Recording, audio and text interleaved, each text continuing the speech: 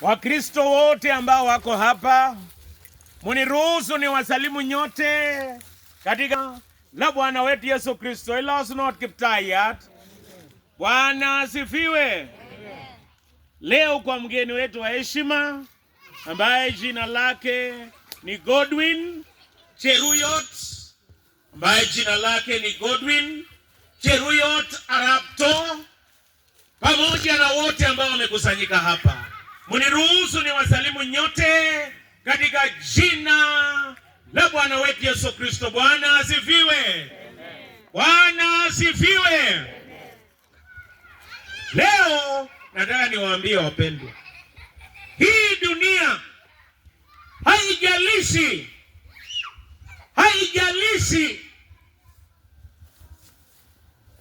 uliendea mlango gani, lakini wanaume, uko na wanaume aina mbili. Uko na wanaume wa wasiwasi na wanaume ambao wanasimama. Haijalishi ni wapi, iko wale wa wasiwasi na iko wale ambao wamesimama imara. Godwin, naomba usipatikane kwa wanaume wasiwasi. Wanaume wasiwasi wanaonekana na wanaume wa kusimama imara wanaonekana. Jambo la kwanza nataka kusema, wanaume wa kusimama hao wanapitianga njia ndefu ya kufaulu, lakini wanaume wasiwasi hao wanapitia njia fupi ya faida ya haraka. Na wale ambao watapitia njia ndefu ya kufaulu. Lakini Godwin, kuna wanaume wengi watapitia njia fupi ambaye ni hasara. Wengi mulipitia nao njia moja. Baada ya miaka 20 tutashuhudia nani alipitia njia fupi ya hasara au njia refu ya kufaidika. Nataka niwaambie, wanaume iko njaa aina mingi inasumbua wanaume. Wanaume wanasumbuliwa na njaa aina mingi. Uko na njaa ambayo inapanga mwanaume na njaa ambayo mwanaume anaweza kupanga na afaulu. Nataka nikuambie, njaa aina mingi inasumbua wanaume. Na leo tumesomewa somo na wewe kutoka kwa kitabu cha Mwanzo 25 mstari wa 29 mpaka 34. Kitabu hiki kiliandikwa na Musa. Na Musa aliandika kuhusu mtu mmoja anaitwa Esau na mwingine anaitwa Yakobo. Esau siku moja alikuwa na njaa. Na nataka nikwambie, wanaume wanasumbuliwa na njaa. Sijui kama wamama wanasumbuliwanga na njaa, lakini wanaume wanasumbuliwanga na njaa, na ni njaa aina mingi. Iko njaa ya kwenda kwa pool, iko njaa aina mingi. Lakini leo nataka kusema hii njaa, kuna wanaume njaa imewapanga, lakini kuna wale ambao wamepanga njaa na mwishowe wakafanikiwa na hii maisha. Nataka kusema njaa ambayo inasumbuanga wanaume wengi ni tamaa. Tamaa inasumbuanga wanaume. Nataka niseme wale ambao wameongozwa na tamaa hawajafika popote. The strongest man is a man who stands firm wakati anasumbuliwa na tamaa. Simama imara. Kitu cha pili, mwanaume atasimama imara kwa neema ya Mungu, akishinda tamaa na kiburi. Kuna njaa ya kiburi, na hata nimeona imesumbua watu leo. Wanasema watoto wajinga wabebwe na nani? Na mama, si ndio? Na watoto werevu wabebwe na nani? Yaani wakati mwingine wanaume hata saa zingine njaa ya kiburi inafanya tutake vitu vizuri peke yake. Hata kitambo wanaume ndio walikuwa wakikula nyama soft, maini, na wamama wanakula tu miguu ya ng'ombe peke yake, na wakati mwingine na matumbo na vitu ambavyo vina maana. Ndio unaangalia mzee wakati mwingine tamaa inasumbua wanaume, yeye anakula nyama kwa soko, watoto wanakula sukuma kama sungura nyumbani. Na wakati unajenga boma, unajenga soko, wakati mwingine unabomoa boma. Wamama wamepatiwa wabebe watoto wajinga, na wazee watabeba nani? Mungu atusaidie. Mungu atusaidie tushinde njaa, tupange njaa. Huyu mtu aliyepanga njaa aliitwa Yakobo, lakini Yusufu, Esau alipoangalia supu ya ndengu, yeye alisoma inaitwa lentils. Alipoangalia supu ya ndengu na alikuwa na njaa, akasema hata urithi yangu nitauza, hata heshima yangu kama mwanaume nitauza, hata boma yangu nitauza, bora nikunywe supu ya ndengu. Na kweli akapatiwa supu ya ndengu, na akaambiwa hapa ya kwamba urithi wako hautataka tena kwa sababu ya supu ya ndengu. Supu ya ndengu iko kila pahali siku hizi, na kila mwanaume anapitia majaribu haya. Mungu atusaidie tuwe wanaume wa kusimama. Je, mwanaume atasimama namna gani? Kitu cha kwanza, mwanaume atasimama kwa masomo. Sisi wa sababu tunasema somanet cricket. Education is power. Angalia wanaume wote ambao wameregea Kenya hii hawakupitia shule yeyote. Hata kama alipita mlango gani na bila shule, wewe bado unaregea tu. Hata unapata mwenye alienda kule anachunga mwenye hajaenda popote kwa sababu ya masomo. Education is power. Wewe unajua kwa neema ya Mungu utaenda kuwa daktari, utaenda kuwa mwalimu, na kenye itakupeleka pale ni nini? Masomo. Nataka nikuambie miaka 5 ijayo hata kuchunga ng'ombe utahitaji diploma in animal husbandry. Na hata kupalilia mahindi saa zingine utahitaji certificate. Kuendesha boda utahitaji diploma saa zingine. Na kama hauna utafanya kazi gani? Tutapanga njaa kama wanaume tukiwa na masomo. Na nawaambia kwa neema ya Mungu, soma. Na usisome tu kidogo, soma masomo bora. Na kwa neema ya Mungu tunashukuru kwa matokeo mazuri. The sky is the limit. Mungu wako na rasilimali. Cheruyot utafika mbali kwa masomo. Nelson Mandela, rais wa South Africa, alisema education is the equalizer. Masomo ndio engine ya kuinua watu. Mtu ambaye alikuwa mtoto wa mwendesha bodaboda atakuwa daktari kupitia kwa masomo. Na hata narudia kusema ya kwamba utakuwa pilot kupitia kwa masomo. Mengine yatasaulika, lakini cheti itakufungulia mlango yote. Education is the key. Somaneko kipungue inafungua popote, itakupeleka popote. Na mimi nataka kusema tutapanga njaa number 1 kama wanaume kupitia kwa masomo. Hata ukiwa umesoma utarudi nyumbani na kitu. Kama sio kwa mfuko ni kwa maarifa.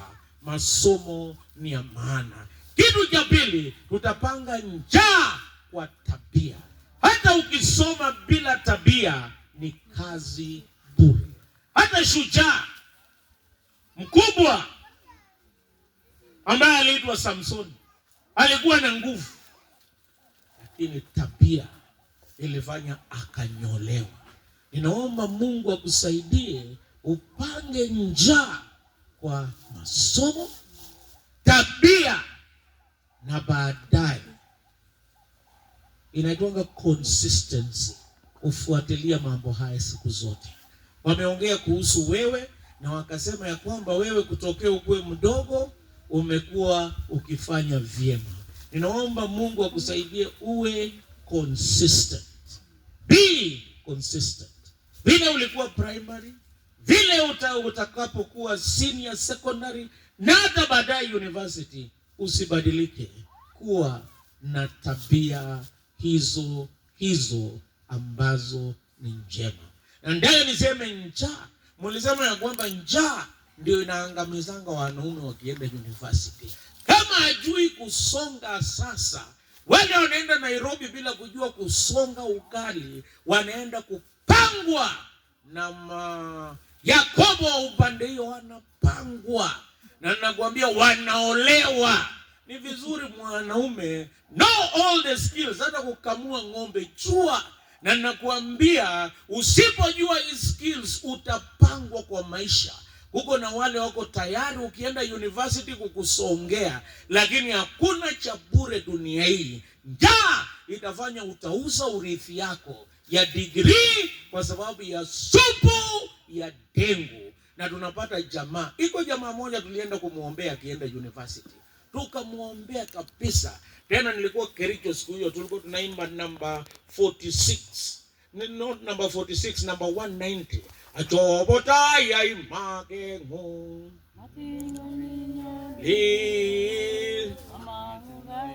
Ngungeso. Asubatingi hata ukienda university, asubatingeso Kristo.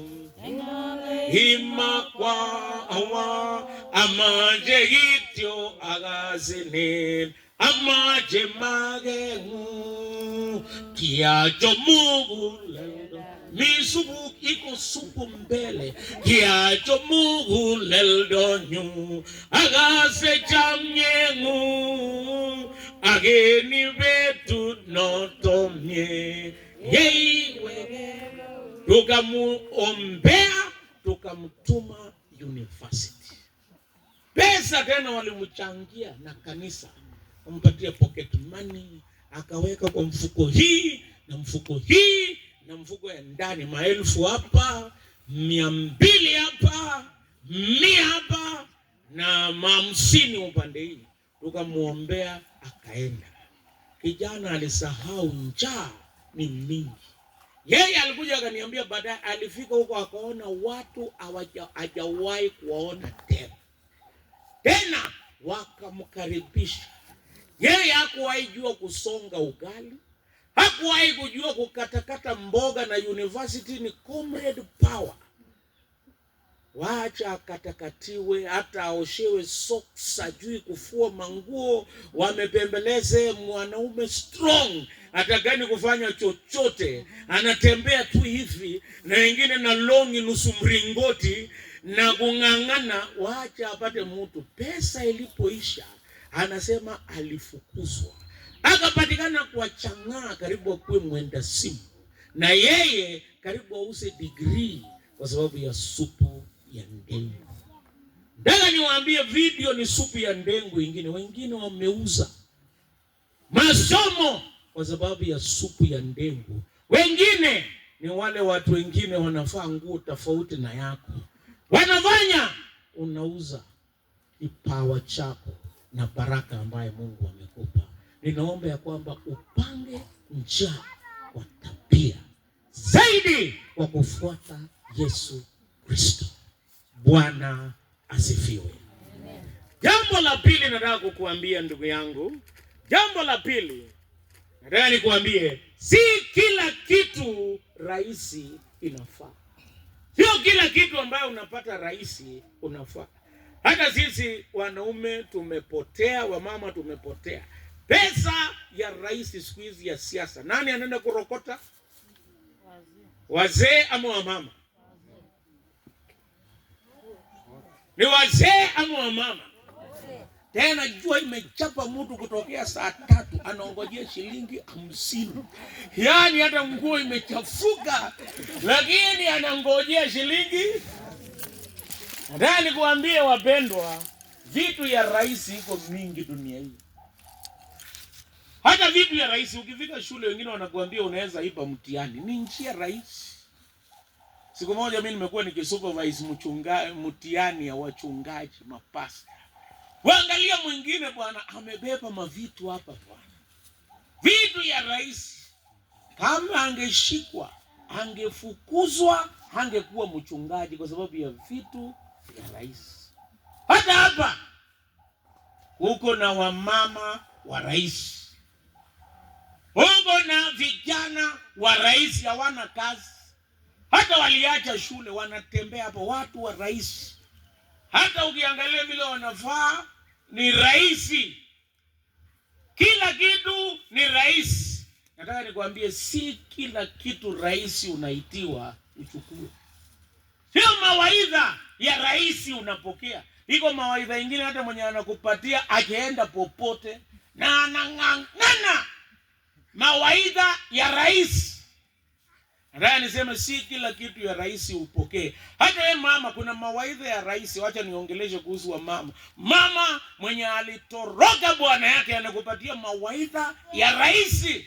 Na hata wanasema ndio, nimesikia nauli ile, nimesikia nitakufuata kupotea. Mawaidha ya rais. Wanaume hapa kuko na wale wana marafiki wa rais, hajawahi jenga hata choo kwake. Yeye sasa ndio advisor. Hata kuadvise ujenge nini kama hajawahi jenga choo, hata kuadvise kubomoa yenye uko nayo. Vitu ya rais ndio imetuletea shida Kenya hii kwa wanaume na wamama. Tafadhali chukua kitu ambacho ina gharama, kitu ambacho unagharamika ndio iko na baraka. Bwana asifiwe. Ama mama wanapenda vitu vya rahisi. Free.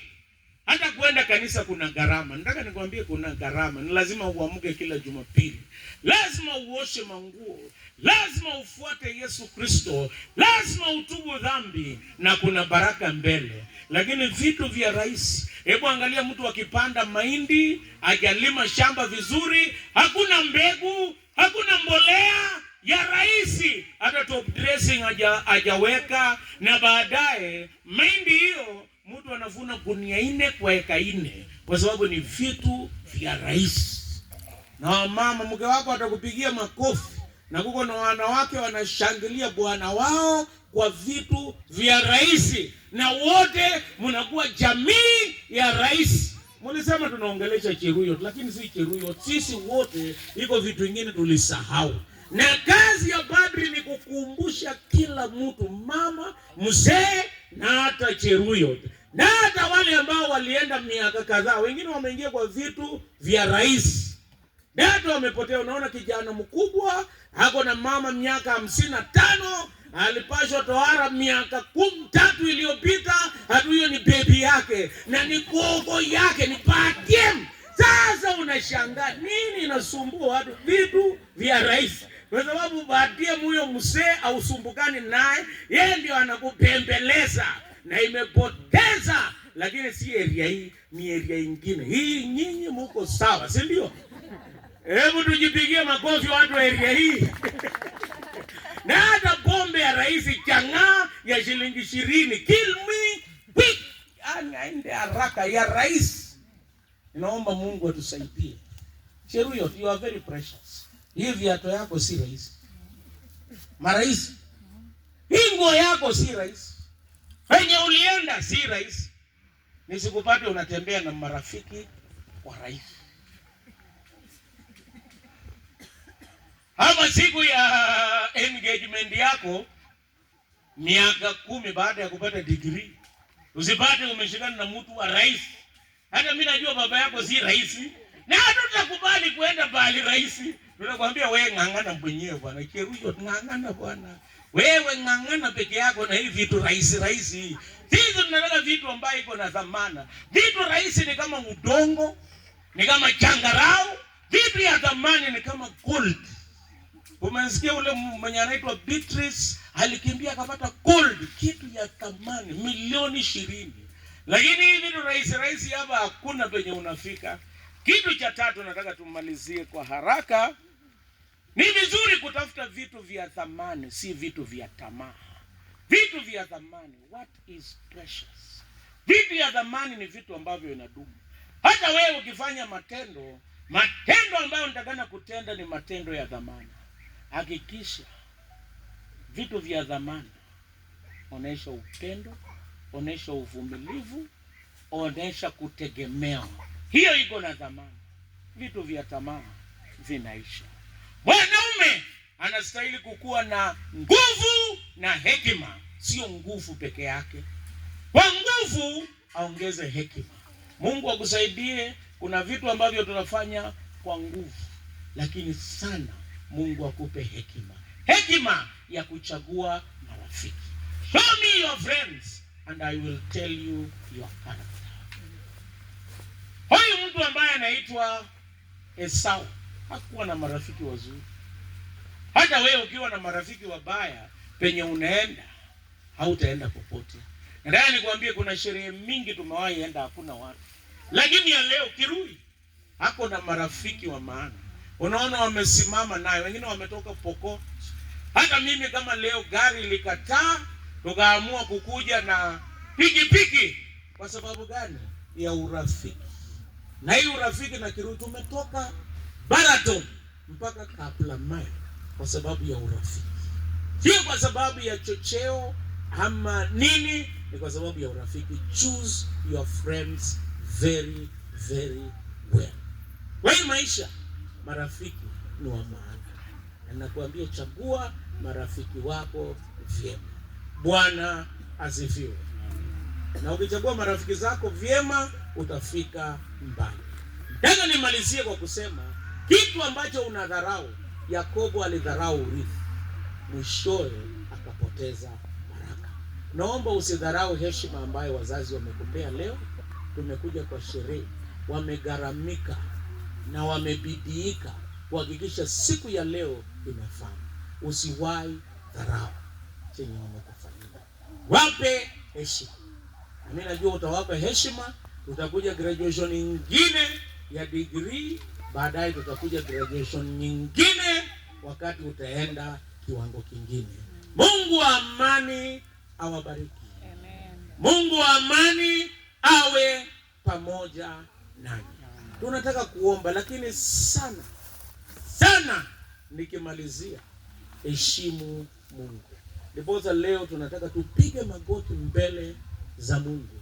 Mwanaume wa wanaume, jina lake ni Yesu Kristo. Ndio tunataka tukuweke mbele za Bwana, tukuombee baraka. Mungu akuongoze. Wazazi wakiwa nyuma na babu, tunataka tukuweke mbele za Bwana, tukuombee ya kwamba Mungu akuongoze. Na wakati wanapoleta hiyo cushion, kumbuka maneno mengi nimekuambia. Kwanza, mwanaume, njaa ni nyingi. Wewe utakubali upangwe na njaa ama utapanga? Nasema si njaa inapatanga wanaume, lakini wewe jipange. Na utajipanga kwa elimu, utajipanga kwa tabia njema, utajipanga ukiwa ndani ya Yesu Kristo, na utajipanga ukiwa na marafiki wema. Jipange. Wale ambao wamepangwa na njaa ya wanaume, wengi wako kwa mtaro, wengi waliacha masomo, wengi wanasumbuka kwa sababu walipangwa na njaa. Wale ambao walipangwa na kiburi na kuchanganyikiwa hawako popote. Panga njaa ambaye inakuja. Usiwe kama Esau aliyepangwa na akapoteza vitu vyote. Hiyo kitabu ambayo nimekupatia usome, Biblia, utasoma siku zote. Hiyo ndio mwongozo wa kweli wa hii maisha. Mungu wa amani akubariki. Mungu wa amani awe pamoja nanyi. Karibu, songa hapa mbele. Wanakwaya, mtupatie wimbo Usinipite Mwokozi, stanza moja. Unaona cushion nakuja. Wazazi wako wapi? Na babu wako area? Usinipite Mwokozi.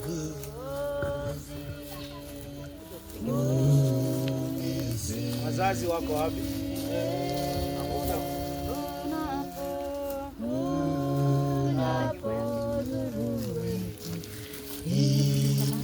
Mama ako wapi? Mama yuko wapi?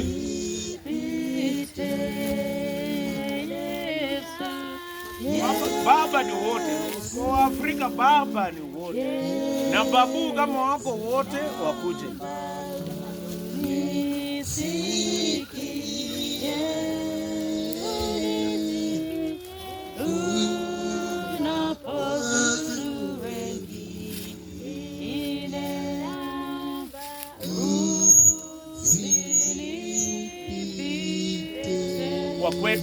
Kwa kwetu watu kama hawa wanaombea wakati wanaporudi sasa kuendelea kukaa nyumbani. Vitu vyote ambavyo atashika ibariki. Na hata alinde kutokana na ajali yote na aendelee vyema na Mungu amsaidie na amfanikishe.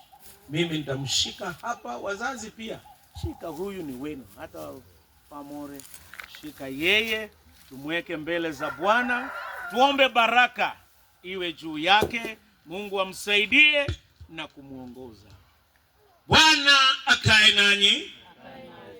Katika mikono ya milele Bwana Mungu tuwakabidhi Godwin Cheruyot Arapto. Msaidie na kumuongoza, mlinde na kumchunga. Baba mwema, tumuombea maisha marefu.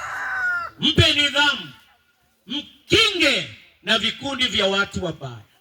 Msaidie na kumuongoza Bwana Mungu. Na yeye Baba mwema, kazi ambazo atafanya, silaha yote ambayo atatumia, shughuli zote ambazo atafanya kutokea leo, kwa neema yako upende, umbariki, kumlinda na kumkinga. Naporudi tena kushirikiana na jamii na kukaa pamoja na wao kama mtu mzima, umbariki na kumuongoza. Tuambarikisha na kumweka wakfu kwako, kwa jina la Mungu Baba, Mwana na Roho Mtakatifu. Amen. Mama hapo Cheruyot. Nataka nimalizane na wewe kama padri. Basi iko vitu mbili mimi nitafanya kama padri. Wakati unapoenda secondary, tarehe 12 ama siku yote yenye unaenda, Biblia ambayo utaenda kusoma shule ambayo inaitwa RSVP, bado hawajaandika either RSVP ama Good News. Sijajua ni gani kati ya hizo. Lakini Biblia ambayo watasoma na ile nyingine inaitwa Golden Bell, hiyo Kirui hata nunua. Hiyo mimi nitatumanisha wiki kesho, ili wakati atakapoenda shule aende nazo na asome. Pia hii inaitwaje hii? Hii shuka nataka tukufunge wewe, umetoka hatua moja umeenda hatua nyingine. Nataka kabla Solo hajaanza mambo yake, unajua anaweza anza mambo ya basi kutokea sasa. Haya, sasa umegraduate toka upande hiyo kuja hapa, simama na mimi. Nataka ukuje ukae na padri sasa hapa mbele.